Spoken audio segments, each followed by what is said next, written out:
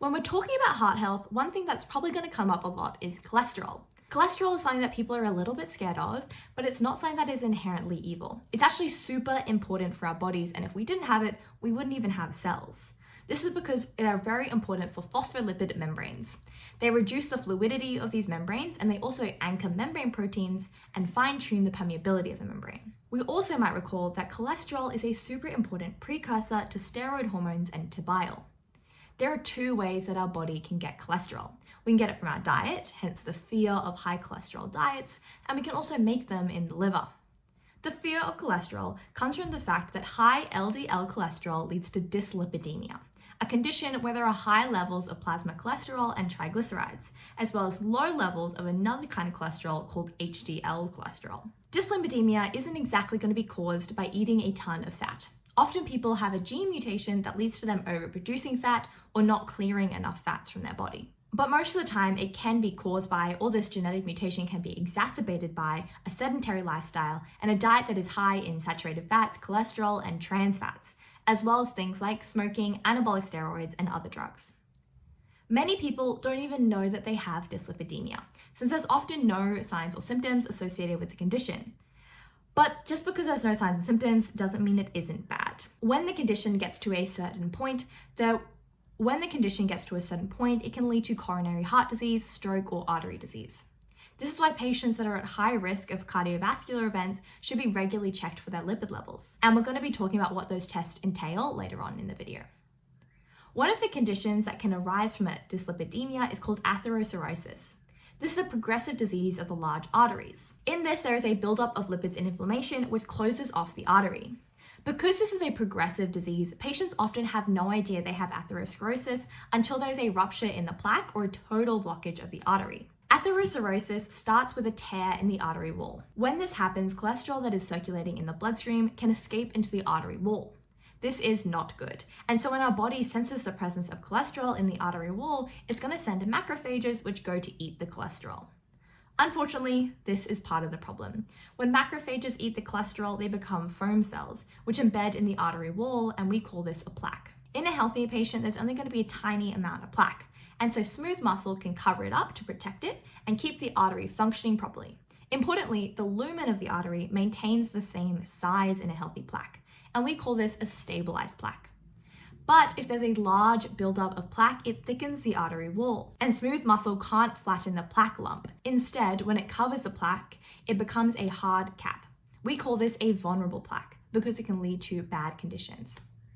This vulnerable plaque lowers the diameter of the artery. The heart is going to still try to pump as much blood through this artery as it was before, but there's way more resistance now because the lumen is smaller.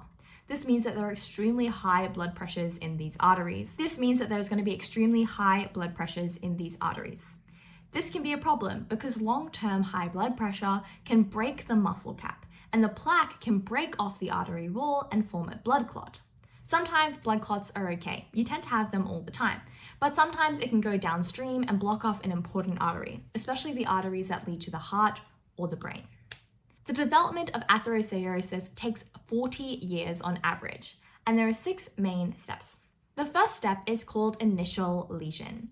The initial lesion is a small accumulation of fat, but it is functionally the same as a normal artery. The second step is called fatty stake. In this, there is an accumulation of fat within the cells of the artery wall. This is different from a pool of fat, which is outside of the cells. The third step is when we see this pool of fat outside of the cells, which we call an intermediate lesion. But because we only have a small pool of fat, it's not going to be big enough to present with any symptoms. It is in the fourth step that we might start to see symptoms in some patients. For most patients, they aren't symptomatic. This is an atheroma, and this is when there is a bigger pool of extracellular lipids. A fibroatheroma has multiple lipid cores, and we're going to see the development of fibrous layers. The final stage is called a complicated lesion. This is when the high blood pressures has led to a surface defect on the muscle cap, which will lead to thrombosis, aka blood clots. This is why it's super important that we keep an eye on our cholesterol levels and make sure that plaques are not developing. Not all cholesterol is made equal. You've probably heard the terms good cholesterol and bad cholesterol. What this is most likely referring to is HDL and LDL cholesterol. These are actually not the names of cholesterol, but the names of lipoproteins which transport cholesterol. Our cholesterol is actually super hard to transport because it's a fat, and our transport system, the cardiovascular system, is an aqueous system. Our bodies have to use lipoproteins, which have a central lipid core surrounded by a polar shell. There are 4 main components to a lipoprotein.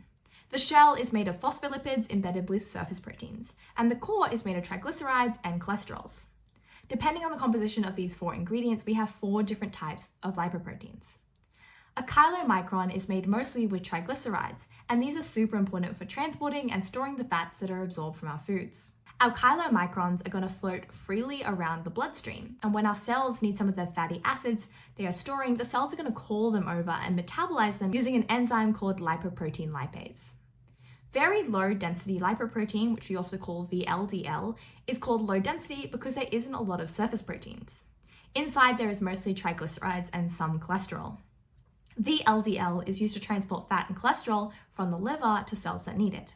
When VLDL is recruited to the cells, they remove the triglycerides, which leads to a lipoprotein that is mostly cholesterol. We call this LDL, or low density lipoprotein. We're going to be talking about LDL a lot today because this is a kind of lipoprotein that can become a foam cell which forms plaque. High density lipoprotein, or HDL, is what people are referring to when they say good cholesterol. As the name implies, this is half surface proteins with some phospholipids and cholesterols. These are super important because they're involved in the reverse cholesterol transport system. HDL is sent out to collect the cholesterols that are roaming around the bloodstream and brings them back to the liver where it can be used in the production of more VLDL or can be excreted out. By doing this, it lowers the likelihood that high LDL levels is going to be causing plaque buildup. To monitor cholesterol and triglyceride levels, we perform a lipid panel. This is a blood test that finds the amount of HDL and triglycerides as well as the total cholesterol. We measure triglycerides as well since they can be a sign of type 2 diabetes, metabolic syndrome, hypothyroidism, and alcoholism. Severe hypertriglyceridemia, which is when there's over 10 millimoles of triglyceride per a liter of blood, also leads to an increase in the risk of acute pancreatitis, which is the inflammation of the pancreas. Most of the time, the best treatment for hypertriglyceridemia is going to be lifestyle change, since it's often associated with high carbohydrate diets and unused calories. But we also do have some drugs called fibrates, which can help lower that. We're going to talk about fibrates later.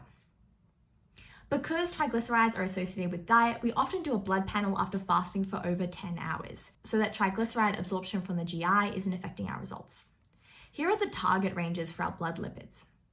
You may have noticed that there is a target range for LDL, even though LDL isn't one of the things that we measure in a blood panel. Sometimes we do measure LDL, but often we just measure HDL and triglycerides and then calculate using the Friedwald equation.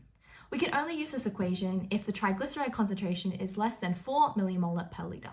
Otherwise, we have to measure LDL directly. When we're looking at readings, we can't just look at the readings and the target ranges. We have to consider the factors that are changing the results.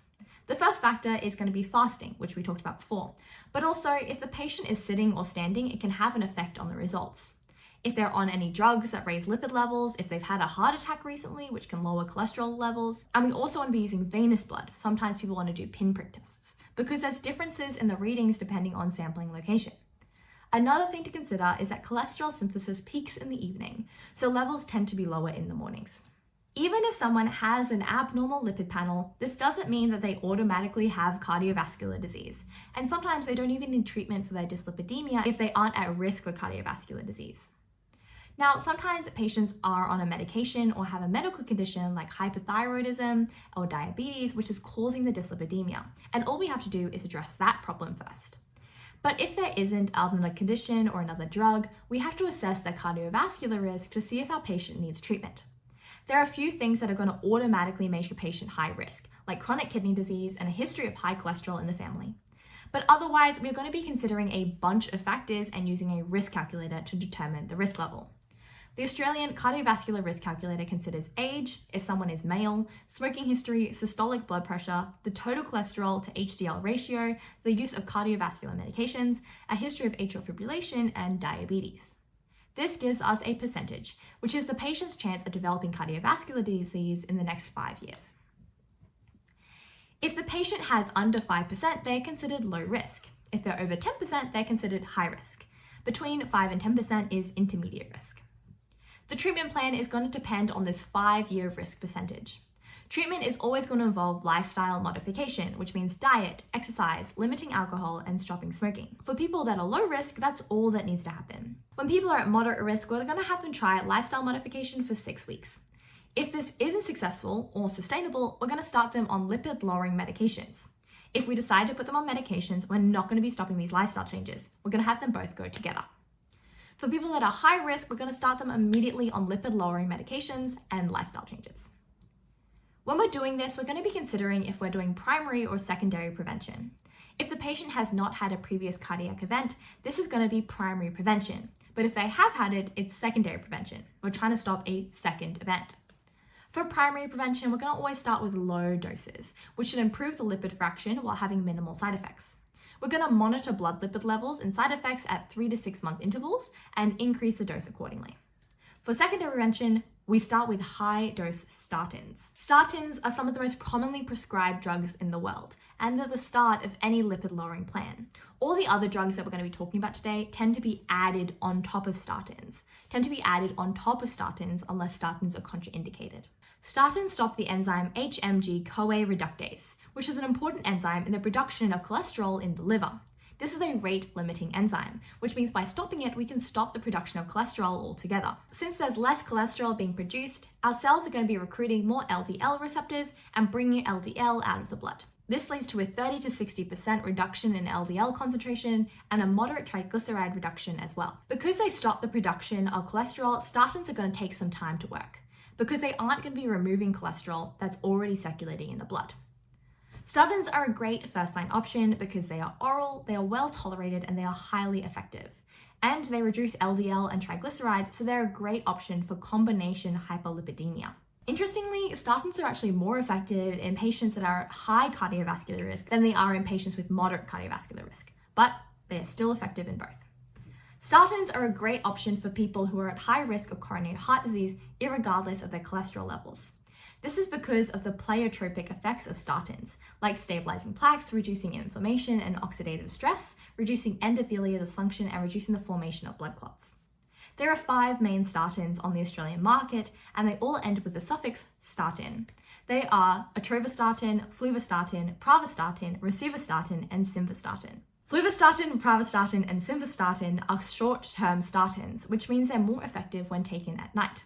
Technically, all statins are more effective when taken at night, since cholesterol synthesis is the greatest at nighttime, but the effect is more pronounced in short-term statins. If taking at night is going to impact a patient's compliance, then we should switch a patient to a long-term statin, like atorvastatin or rosuvastatin. This is because compliance is super important when it comes to statins. If we stop them, it can actually increase the risk of a cardiovascular event.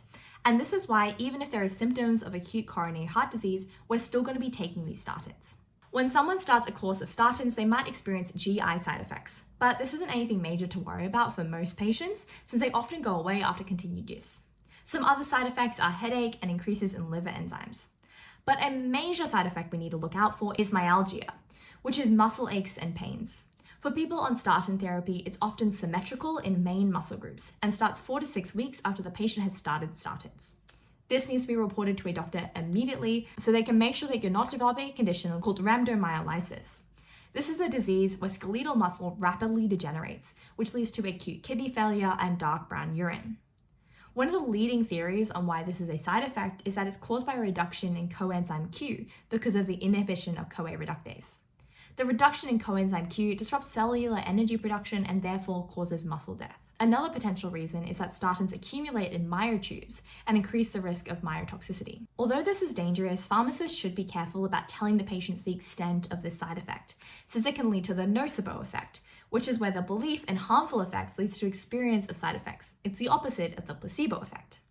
The good news is this is a concentration-dependent side effect, and muscle aches and pains can also be caused by something completely different.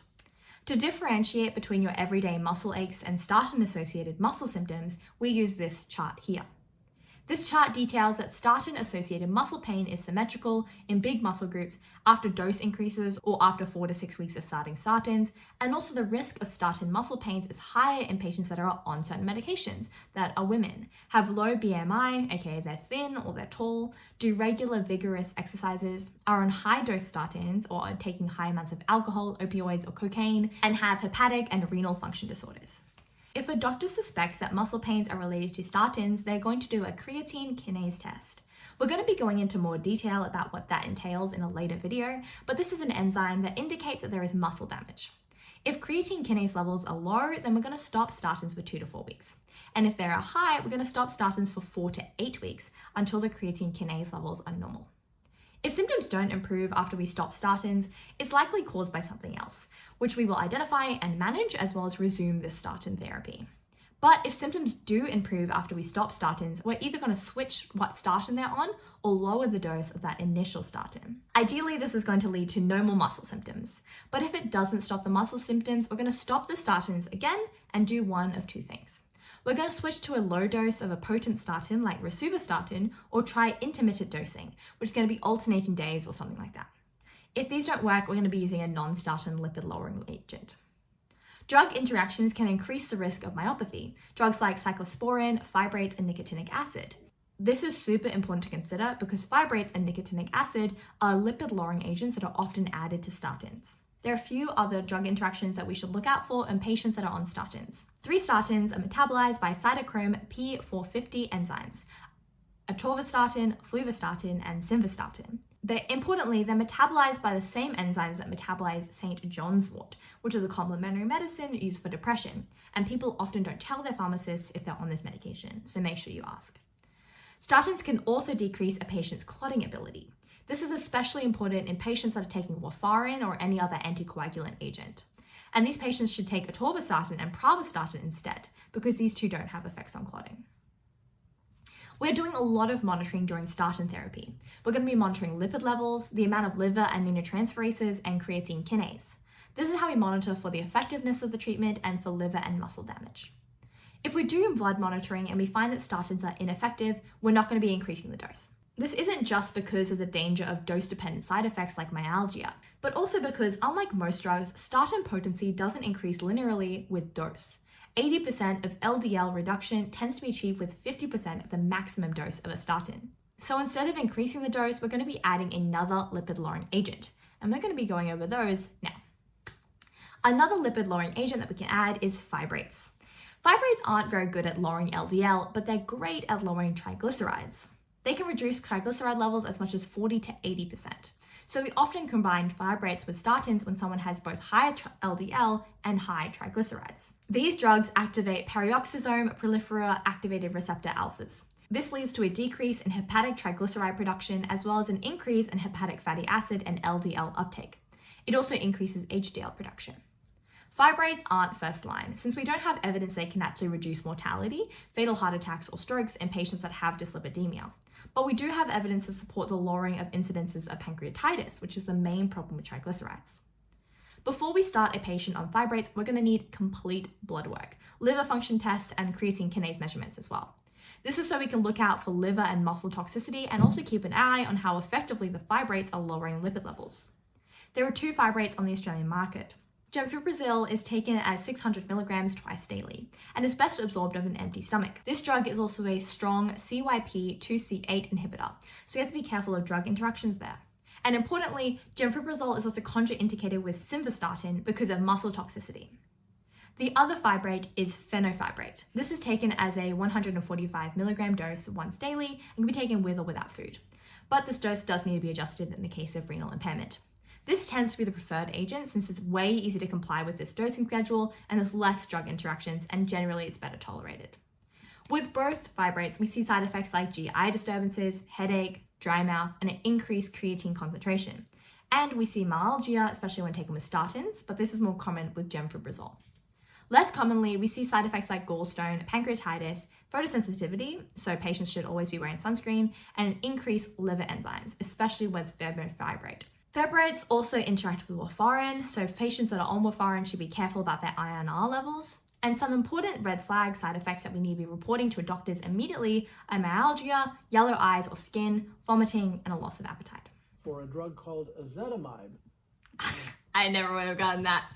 Ezetimibe is a drug that decreases the absorption of cholesterol from the GI tract. It inhibits a protein called NPC1L1, which is in the duodenum, and blocks 55% of absorption. This drug is really useful in patients that have high LDL but can't use statins, or it can be used with statins when statins are insufficient for lipid lowering. Ezetimibe is great for secondary prevention of cardiovascular events, but it doesn't reduce mortality, and there's little evidence in its use for primary prevention. This is a drug that is generally well tolerated and is taken once a day orally. Its only common side effects are diarrhea and headaches, and patients might also experience depression in the first few weeks of taking ezetimibe. Another thing to keep an eye out for is myalgia, which should be reported to a doctor, and an increased risk of gallbladder disease if it's taken with fenofibrate. Bile-binding resins are not commonly used anymore, but they can be used to lower LDL. These are large polymers that bind to bile acids and stop them from being recycled. This forces the liver to make more bile, which requires cholesterol as a key ingredient. They can also treat itch in the gallbladder. If bile-binding resins are being used, they're likely to be used in combination with statins. There is only one bile-binding resin on the Australian market, which is called cholestyramine. One of the reasons they're not used is because they can increase triglyceride levels. They are also poorly tolerated and need to be given in high doses, which are unpalatable with a gritty texture. This is why we tend to advise that patients mix resin in with pulpy liquids, like juices or soups. The major adverse effects are GI effects, like nausea, constipation, farting, bloating, and cramping. Because of this, patients need to make sure they're getting a lot of fluid while on this therapy. Patients tend to start with 4 grams a day and increase it to a maintenance dose of 12 to 16 grams a day. We need to be careful of other medications since bile-binding resins can also bind to other medications that are in the GI. This is why we recommend that patients take other medications an hour before the resin or 4 to 6 hours after the resin, which can be super difficult since because of these large doses, we often have to split it up to 4 doses over the day. PCSK9 inhibitors, as the name implies, act on PCKS9, which is a regulator of LDL receptors. These proteins normally bind to LDL receptors and degrade them with lysosomes. So if we inhibit them, we stop this degradation from happening. This means there's going to be more LDL receptors removing LDL from the circulation. Because these are monoclonal antibodies, they're expensive and only available as injections. But these newcomers to the market are the most effective medication we have for lowering LDL. But because they're so expensive, because they're injections, and because they're new, they aren't first line, especially when you consider that we don't have a lot of long-term data supporting their effectiveness. But they are a great option for patients who can't take statins or need to optimize their statin therapy. There are 2 on the market, alirocumab and evolocumab. We need to store these in the fridge and then bring them up to room temperature before we inject them.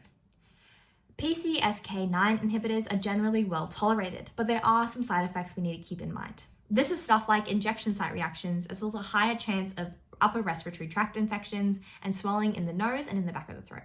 Inclisiran is a drug that works similarly. Inclisiran is an siRNA, which degrades the mRNA that codes for the PCSK9 protein, doing essentially the same thing as PCSK9 inhibitors, but because it's removing the RNA, it's a longer-term solution, and it's able to be administered 3 to 6 months apart. This is a great option for people. Another drug that we can use is nicotinic acid, which is also called niacin. We actually don't really know how this drug works. The leading theory is it acts on nicotinic acid receptors and reduces the amount of free fatty acids that are released from the fatty tissue. This leads to a reduction in triglycerides, and the liver needs to make more LDL to supplement the fatty acids that we do need. It also increases HDL levels, but we have no idea how it does that. Nicotinic acid is an option for the treatment of dyslipidemia, but it's rarely used because studies show that it doesn't reduce the risk of cardiovascular events significantly when it's combined with statins. Nicotinic acid is the only drug on this list that is a Schedule 3 medication, meaning that you don't need a script. We tend to dose at 750 milligrams a day, which can be increased every 4 days for a max dose of 3 grams a day.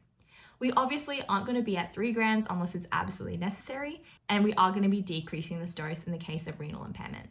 Obviously, nicotinic acid isn't commonly used because of its lack of effectiveness, but it's also because it has a complicated risk profile. So often for most patients, the benefits really don't outweigh the risks.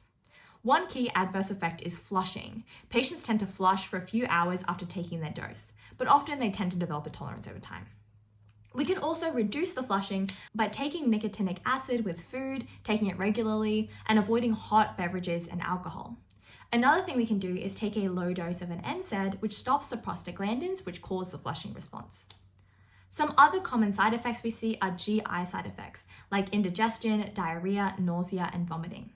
This means that nicotinic acid can exacerbate peptic ulcer diseases. Some other side effects to look out for is itching and rashes. Another couple of risks are hepatic toxicity, which means we need to monitor the liver function, as well as increases in blood glucose and uric acid levels, which can affect diabetes and gout. Patients with unstable angina also need to be careful, since nicotinic acid lowers the blood pressure and causes arrhythmias, which means it's an absolute no for patients that have hypertension. There's also an increased risk of myopathy when combined with statins, and it shouldn't be combined with anticoagulant agents either, since they increase prothrombin time and reduces platelet count.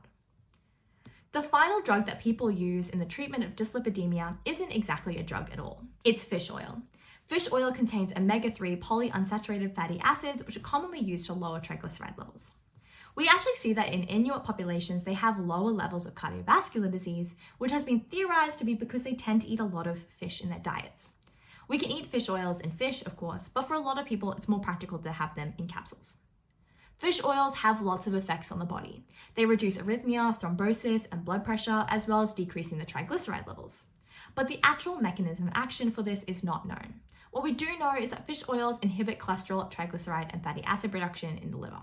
Fish oils are not often used as a monotherapy. Instead, it's used on the top of another therapy option. Often patients that still have high triglyceride levels while being on statins and fibrates will add fish oils on top. There are two types of omega-3s in fish oils, EPA and DHA, and both of them lower triglyceride levels.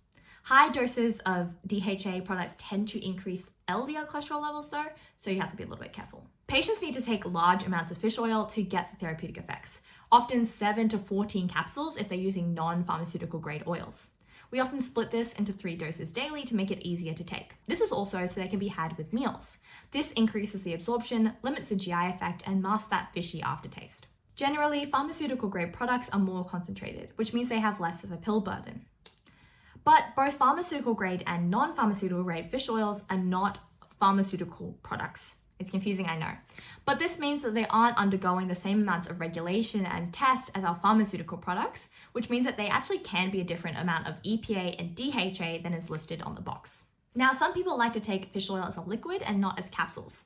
If we're doing this, it should be taken with a solid meal to stop it from just floating on top of the stomach. This is because it can cause reflux.